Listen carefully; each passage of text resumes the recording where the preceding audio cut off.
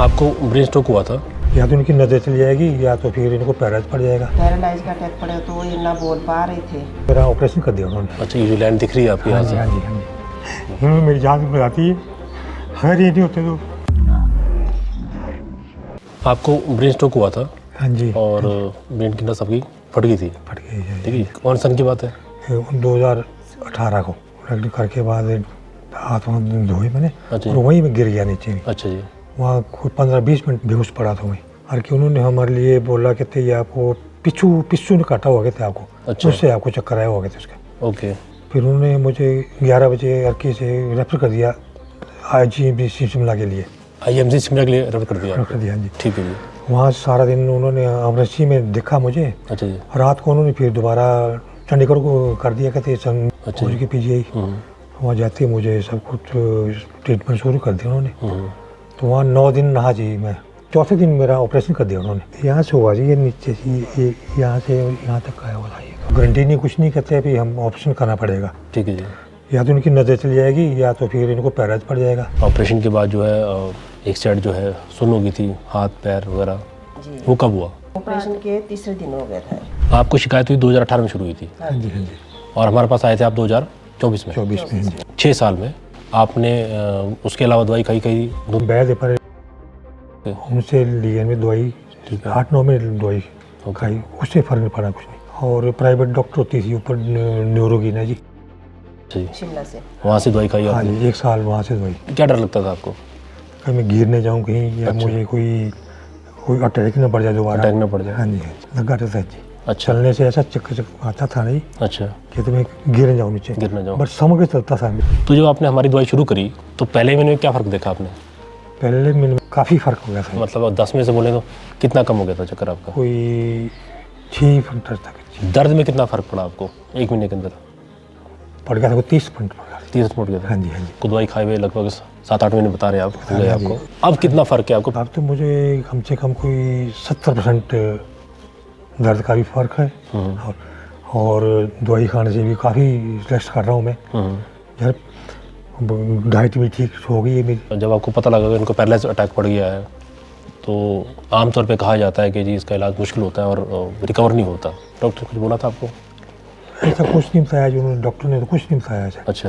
कहते हो सकता है आपको आँखें भी जा सकती है कहते, या तो फिर आप बिल्कुल ही आप एक साइड का बिल्कुल ही ख़त्म हो जाएगी। हाँ जी। उन्होंने तो जब उनको ये किया तो ऑपरेशन के पहले उन्होंने बोला कहते मतलब गारंटी कोई नहीं है। गारंटी कोई नहीं है, तो 50 चांसेस है, कुछ भी हो सकता है। अच्छा। हाँ जी। अच्छा।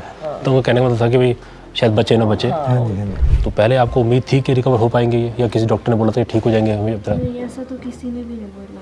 दवाई तो खानी पड़ेगी। दवाई तो खानी पड़ेगी, ये ऐसा तो बोलता है। चलती रहेगी, चलती सारी रहेगी। उम्र। अब ये खुद चल पा रहे हैं आराम से? हाँ जी बिल्कुल। कोई काम कर पा रहे हैं? काम कर रही बिल्कुल कर रहा हूँ। कोई दिक्कत आती है काम करने में? नहीं कुछ नहीं। कोई दिक्कत नहीं आती है? नहीं जी। ठीक है। हमारे घर वाले बोलते हैं काम नहीं करना, बिल्कुल नहीं करना।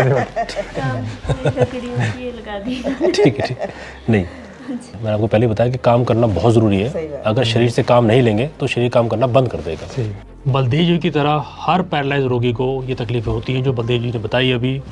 पिछले 6 साल से ये लगातार दर्द महसूस कर रहे थे पूरी बॉडी में। इनको चक्कर था लगातार 24 आवर, और ये कोई काम नहीं कर पा रहे थे, ना ही अपनी बॉडी को संभाल पा रहे थे।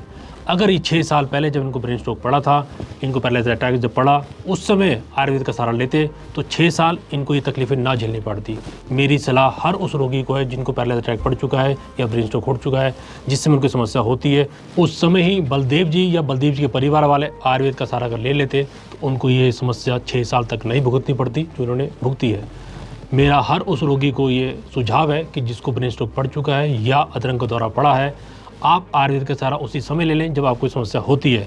तो आपको जितनी भी मैंने समस्या बताई हैं, ये समस्या आपको सारी उम्र नहीं भुगतनी पड़ेगी, आप सामान्य जीवन जी सकेंगे। कि बीपी को आसान ना लें, और हम बताते हैं सबको कि बीपी की वजह से ये शिकायत होती है जो आपके साथ घटना घटी कि एक चलते फिरते अच्छे इंसान जो है, बिल्कुल फिट इंसान जो है, स्ट्रोक पड़ने की वजह से एक बहुत बड़ा ऑपरेशन करना पड़ा और एक साइड बिल्कुल सुन्न हो गई। ठीक है। और कई बार पेशेंट बहुत लेट आता है या रिकवरी नहीं कर पाता या सही जगह नहीं पहुंच पाता, तो कुछ इंजेक्शन लगते हैं इसमें, कुछ औषधियाँ दी जाती है।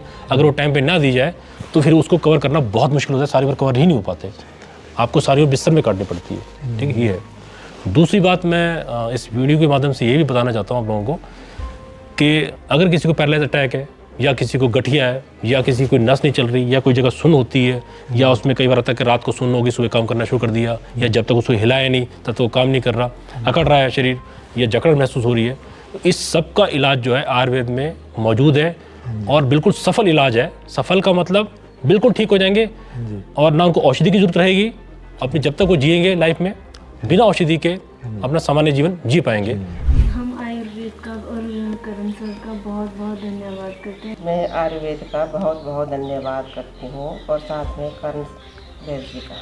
इन्होंने मेरी जान बचाती है, अगर ये नहीं होते तो इन आते ही नहीं, इन बच्चों के साथ बैठ भी सकता था। इनका बहुत बहुत धन्यवाद जी।